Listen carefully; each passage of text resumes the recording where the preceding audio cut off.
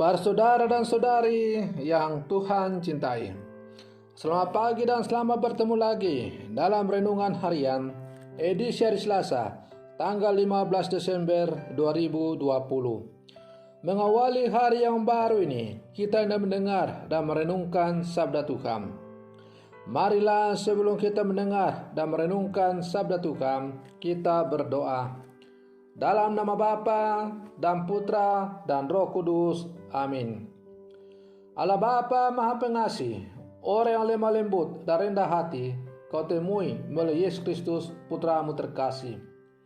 Tolonglah kami agar kami dapat melihat Engkau di dalam sesama kami. Demi Yesus Kristus Putramu, Tuhan dan pengantara kami, yang bersama Dikau dalam persatuan Roh Kudus, hidup dan berkuasa Allah sepanjang segala masa. Amin. Para saudara dan saudari yang Tuhan cintai, sabda Tuhan yang hendak kita dengar dan kita renungkan bersama untuk mengawali hari yang baru ini diambil dari Injil Matius pasal 21 ayat 28 sampai 32. Tuhan sertamu. Inilah Injil Tuhan kita Yesus Kristus menurut Santo Matius. Yesus berkata kepada imam-imam kepala dan pemuka-pemuka bangsa Yahudi, "Bagaimana pendapatmu? Ada orang mempunyai 2 orang anak laki-laki. Ia pergi kepada yang sulung dan berkata, 'Anakku, pergilah bekerja di kebun anggur hari ini.' Jawab anak itu, 'Baik, Bapa.' Tetapi ia tidak pergi. Lalu orang itu pergi kepada anak yang kedua dan berkata demikian juga. Dan anak itu menjawab, 'Tidak mau.' Tetapi kemudian ia menyesal, lalu pergi juga. Siapakah di antara kedua orang anak itu yang melakukan kehendak ayahnya?" Jawab mereka, "Yang kedua."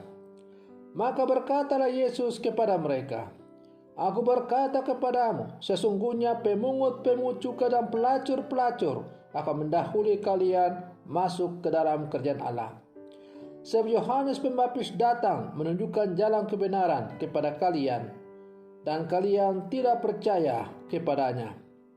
Dan meskipun kalian melihatnya, namun kemudian kalian tidak menyesal, dan kalian tidak juga percaya kepadanya."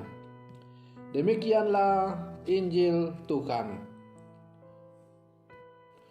Para saudara dan saudari yang Tuhan cintai, dalam perumpamaan Injil hari ini, sang ayah berkata kepada si sulung, "Anakku, pergilah bekerja di kebun anggur hari ini." Tetapi dia tidak pergi.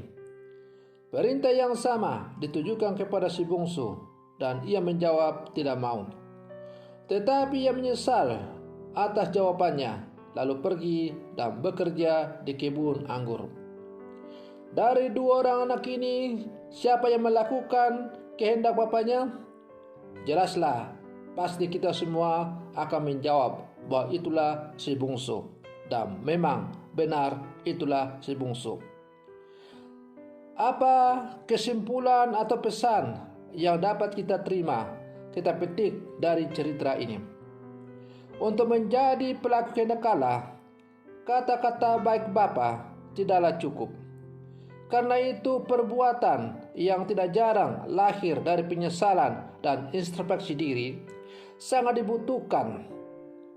Maka Paus Paulus ke-6 dalam himbauan apostolik Evangelii Nunciandi mengatakan, pewartaan dengan memakai kata-kata selalu harus ada. Kata-kata tetap selalu relevan, tetapi kata-kata saja tidak cukup. Diperlukan kesaksian hidup berupa tindakan atau perbuatan yang nyata.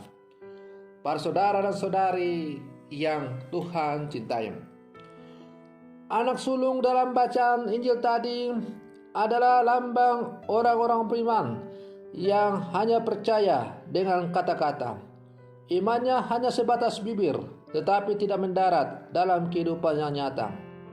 Sebaliknya, anak Si bungsu tadi adalah orang yang hidup dalam dosa, yang awalnya menolak tawaran kasih Allah itu. Tetapi akhirnya ia menyesal dan menerima tawaran kasih Allah itu dengan pergi bekerja di kebun anggur. Kebun anggur adalah lambang dunia di mana kita hidup.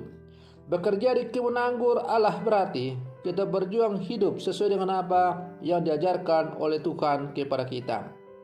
Nah, para saudara dan saudari yang Tuhan cintai, maka si sulung tadi memang mengatakan bahwa ia mau bekerja di kebun bapaknya, kebun anggur Tuhan. Tetapi sayang, itu hanya sebatas teori dan kata-kata. Artinya, ia percaya kepada Tuhan, tetapi imannya tidak mendarat dalam kehidupan yang nyata, yang melayang-layang sehingga hidupnya tidak menjadi konkret. Sebaliknya, anak si bungsu itu sungguh menyadari bahwa dia adalah orang berdosa. Dan karena itu, awalnya dia menolak tawaran kasih Allah, tetapi kemudian sadar dan bertobat dan kembali ke jalan yang benar. Maka, kalau kemudian kata-kata Yesus bahwa akan para pelacur, pemungut cukai akan mendahului para ahli Taurat, orang-orang Farisi untuk masuk ke dalam kerajaan surga, itu terjadi karena orang-orang Farisi, para ahli Taurat yang notabene sungguh mengenal akan arti dan makna dari kitab suci, khususnya kitab hukum Taurat, tetapi mereka tidak konkret dalam kehidupan yang nyata. Sebagai seorang ahli kitab suci, mereka tahu siapa itu Yesus, tapi sayang, mereka tidak percaya kepada Yesus. Ketidakpercayaan mereka kepada Yesus bukan pertama-tama karena mereka tidak mengenal Yesus, tetapi mereka tidak mau percaya kepada Yesus karena mereka merasa tersingkir pengaruhnya. Selama ini dengan status sebagai tokoh agama, mereka telah menikmati berbagai privilese dalam statusnya sebagai seorang tokoh agama. Ketika Yesus mulai tampil, pengaruh mereka mulai tersingkir karena orang berbalik ke jalan yang benar, mengikuti Yesus yang sungguh mewartakan tentang kebenaran Injil itu.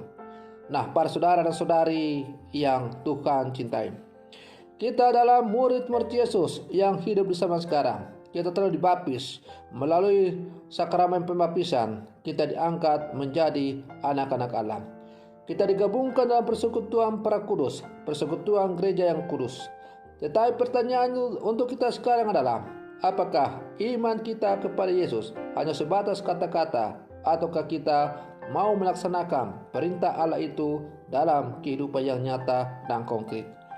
Maka marilah sebagai murid-murid Yesus yang hidup zaman sekarang, kita terus berjuang untuk melaksanakan iman kita dalam kehidupan yang nyata.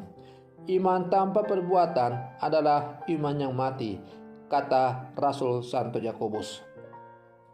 Para saudara dan saudari yang Tuhan cintai, semoga permenungan saya ini semakin menghantar kita untuk menjadi murid-murid Yesus yang tangguh, yang selalu mewujud nyatakan iman kita dalam kehidupan yang konkret, sehingga melalui kesaksian hidup kita sebagai orang-orang percaya, orang akan diantar untuk menuju kepada Allah. Akhirnya, para saudara dan saudari, sebagai bagian penutup dari perlindungan saya ini, marilah kita berdoa untuk seluruh orang yang membutuhkan pertolongan doa-doa kita. Mari kita berdoa. Allah Bapa yang Maha Kuasa, terima kasih atas sabda-Mu yang telah kami dengar dan kami renungkan bersama. Semoga sabda-Mu yang telah kami dengar dan kami renungkan bersama ini semakin menjiwai seluruh kehidupan kami. Allah Bapa yang Maha Kuasa, di pagi hari yang indah ini, hamba-Mu berdoa untuk seluruh umat-Mu di mana saja mereka berada. Semoga Engkau semakin hadir dalam seluruh kehidupan umat-Mu, sehingga mereka semakin terarah kepadamu. Allah Bapa yang Maha Kuasa, hamba-Mu juga berdoa secara khusus kepada umat-Mu yang sedang sakit, yang dirawat di rumah sakit, atau di mana saja mereka berada, yang tidak bisa hamba-Mu sebut satu persatu, tetapi ada begitu banyak orang yang sedang sakit, khususnya di kombas-kombas yang ada dalam wilayah paroki Argapura ini. Karena itu ya Bapa, semoga Engkau mencurahkan rahmat penyembuhan kepada orang-orang yang sakit. Semoga melalui tangan-tangan orang yang merawat mereka, para perawat, para petugas medis, keluarga, dan siapa saja yang merawat orang-orang sakit, mereka memperoleh kembali rahmat penyembuhan. Allah Bapa yang Maha Kuasa, kami berdoa juga untuk seluruh umat-Mu yang akan memulai pekerjaan hari ini. Semoga seluruh umat-Mu yang akan mulai beraktivitas di sepanjang hari ini, Engkau berkati, Engkau jaga mereka, Engkau lindungi mereka, sehingga mereka boleh bekerja dan beraktivitas dalam lindungan dan terang kasih-Mu. Allah Bapa yang Maha Kuasa, akhirnya turunkanlah berkat-Mu yang berlimpah-limpah untuk seluruh umat-Mu untuk sepanjang hari ini. Dalam nama Bapa dan Putra dan Roh Kudus. Amin. Selamat pagi, Tuhan Yesus memberkati.